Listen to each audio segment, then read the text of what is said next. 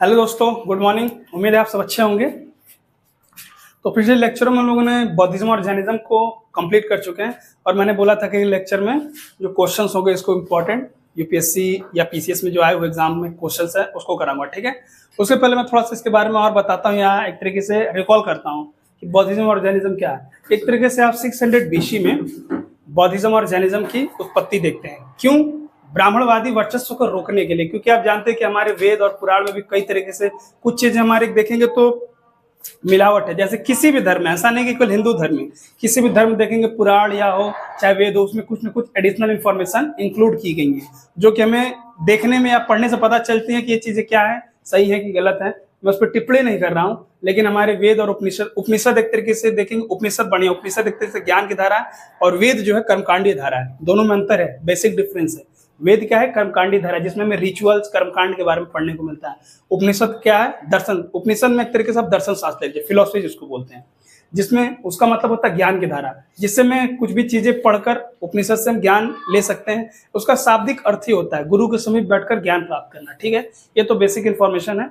लेकिन हाँ, बौद्धिज्म और जैनिज्म का मतलब क्या है? बौद्धिज्म एक तरीके से, ये बौद्धिज्म और जैनिज्म दो धर्म थे जो एक तरीके से 600 बीसी में हमें मतलब उत्पन्न होते हुए दिखते हैं। हम समकालीन ही होगी, ऐसा नहीं कि टाइम पीरियड अलग है, समकालीन 10-15 साल का अंतर है, लेकिन दोनों समकालीन घटनाएं हैं, उत्पत्ति होते दिखती हैं। तो इस पे क्वेश्चन आया हुआ है यूपीएससी में, ठीक। उसका क्वेश्चन डिस्कस कर लेते हैं। क्या है क्वेश्चन? क्वेश्चन ये है कि निम्नलिखित पर विचार कीजिए। बुद्ध में देवत्वरोपण, बौद्धित्व के मार्ग पर चलना, मूर्ति पूजा और अनुष्ठान, ठीक। ये अनुष्ठान है। पूछा क्या है? उपयुक्त में से कौन से महायान बौद्ध धर्म की विशेषताएं है, ठीक। महायान, मैंने इसमें क्या बताया था? बौद्ध धर्म में मैंने दो चीजें बताई थी, दो संप्रदाय के बारे में बताया था, एक हीनयान एक महायान। हीनयान का एक उप संप्रदाय किसको बोलते हैं? थेरवाद, ठीक। महायान का कौन सा है? व्रजयान। व्रजयान एक तरीके से, हीनयान पहले है, महायान बाद में। हाँ, हीनयान शुरुआती जो है एक तरीके से, उसमें आपको मूर्ति पूजा या एक तरीके से कर्मकांड नहीं देखने को मिलते हीनयान में।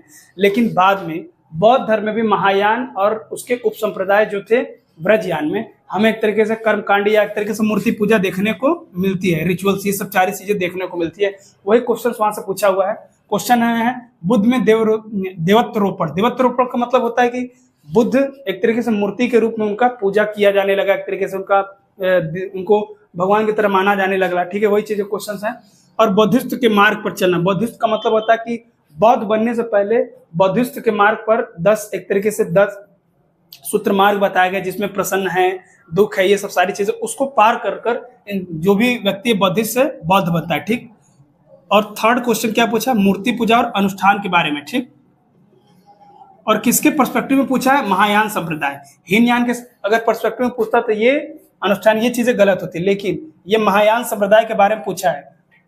बुद्ध में देवत्वरोपण मतलब इनकी बुद्ध के रूप में पूजा की जाने लगी, बौद्धिस्ट के मार्ग पर चलना, ये तो बिल्कुल सही है। और मूर्ति पूजा और अनुष्ठान के बारे में महायान संप्रदाय में दिया गया है। तो इसके हिसाब से ऑप्शन ए होगा या बी होगा या सी होगा या डी होगा, ठीक। ऑप्शन तीनों सही है। ये गलत है, ये गलत है, गलत नहीं बोलेंगे एक तरीके से, ये मतलब कि अब एक ऑप्शन इसमें दिया, इसमें ऑप्शन 1 2 दिया, इसमें केवल 2 3 दिया, और डी वाले ऑप्शन में 1 2 3 तीनों दिया, तो ये तीनों ऑप्शन से है, ठीक है। तो ये क्वेश्चन यूपीएससी में आया हुआ है। चलिए क्वेश्चन सॉल्व कराता हूं मैं, ठीक है। चलिए दोस्तों, कुछ और क्वेश्चंस हैं, उसके बारे में हम देख लेते हैं। क्वेश्चंस है, किस बौद्ध ग्रंथ में सम्राट अशोक का विवरण मिलता है, ठीक।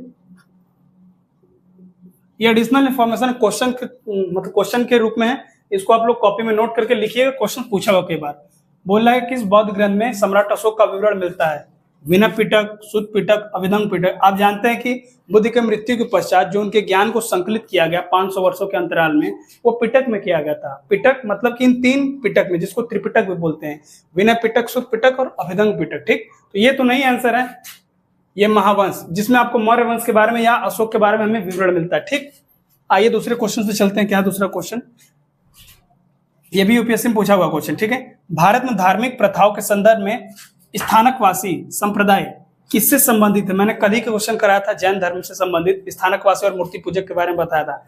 स्थानकवासी उन्हें कहते हैं जो जैन संतों की पूजा करते हैं, एक तरीके से उनको मानकर, न कि उनकी मूर्ति वाली पूजा करते हैं, ठीक। दो तरीके से, एक स्थानकवासी होता है, एक होता है मूर्ति पूजक। मतलब उन संतों की मूर्ति रखकर मंदिरों में पूजा की जाती है। स्थानकवासी बस उनको प्रतिरूप मानकर उनका पूजा करते हैं, ठीक, कोई मूर्ति रख के नहीं, ठीक। तो इसमें क्या पूछा, भारत में धार्मिक प्रथाओं के संदर्भ में स्थानकवासी संप्रदाय किससे संबंधित है? बौद्ध मत नहीं है, ठीक, जैन मत सही है, ठीक, वैष्णव मत नहीं है, शैव मत नहीं है, ठीक। ये आपको गुप्ता काल में देखने को मिलता है। शैव धर्म तो पुराना, वैष्णव मत तो हमें गुप्ता पीरियड के समय देखेंगे तो वैष्णविज्म ये सब चीजें मिलेंगी, ठीक। आइए तीसरे क्वेश्चन पे चलते हैं। किसके संरक्षण में चौथी बौद्ध परिषद कश्मीर में आयोजित की गई थी? आपको मालूम है पहली क्या हुई थी? राजगीर, वैशाली, पाटलिपुत्र, कश्मीर। चौथी किसके शासन काल में? बिंदुसार नहीं है, अशोक, देखिए अजातशत्रु, काला अशोक और कनिष्क, 4 लोग थे। चौथी बौद्ध संगति जो थी कनिष्क के शासन काल में थे, ठीक। इस चीज को आप लोग पढ़िएगा जरूर, मैंने जो लेक्चर में कराया, मतलब कि बौद्ध संगति किसके शासन काल में और किसकी अध्यक्षता में हुई, ठीक। ये चीजें आप लोग नोट कर लीजिएगा, बहुत इंपॉर्टेंट, ये क्वेश्चन इंपॉर्टेंट, इसको नोट करिएगा, ठीक है। चलिए कुछ और क्वेश्चंस हैं उसके बारे में हम देख लेते हैं, ठीक। ये यूपीएससी 2009 में पूछा हुआ, ये भी यूपीएससी का क्वेश्चन है, ठीक। क्वेश्चन क्या है? अनिकांतावाद एक मुख्य सिद्धांत और दर्शन है जो निम्न में से किससे संबंधित है? ऑप्शन है बौद्ध धर्म, जैन धर्म, सिख धर्म और वैष्णव धर्म। ये मैंने कल ही बताया था अनिकांतावाद के बारे में, ठीक। तो अनिकांतावाद बौद्ध धर्म से बिल्कुल संबंधित नहीं है, सिख धर्म से बिल्कुल संबंधित नहीं है, वैष्णव धर्म से बिल्कुल संबंधित नहीं है और जैन धर्म से संबंधित, ठीक। आप लेक्चर को गो थ्रू करके देखेंगे, फिर ये सब क्वेश्चन जो करा रहा हूँ आप खुद से भी कर लेंगे। और मैं वो क्वेश्चंस नहीं करा रहा हूँ जो आपके नोट्स में या आपके तरीके जो मैंने लेक्चर पढ़ा है वहां से आपको मिल जाएगा, ठीक। मैं वही क्वेश्चन करा रहा हूँ जो एक तरीके से क्वेश्चंस आए हुए हैं या आगामी परीक्षाओं में आएंगे, ठीक। आइए दूसरे प्रश्न में चलते हैं हम। भारतीय इतिहास के संदर्भ में निम्नलिखित में से कौन भावी बुद्ध, ठीक। ये क्वेश्चन मैंने नहीं पढ़ा इसलिए मैं इसे क्वेश्चन के तौर पर करा रहा हूँ, पूछा हुआ कई बार। भावी बुद्ध हैं जो संसार की रक्षा हेतु अवतरित होंगे, ठीक। आपके ऑप्शन है अवलोकितेश्वर, लोकेश्वर, मैत्र और पद्मपाणि, ठीक। ऑप्शन आपके हैं कौन से होंगे? मैत्र होंगे। कई बार आप लोगों ने सुना होगा मैत्र एक तरीके से भावी बुद्ध।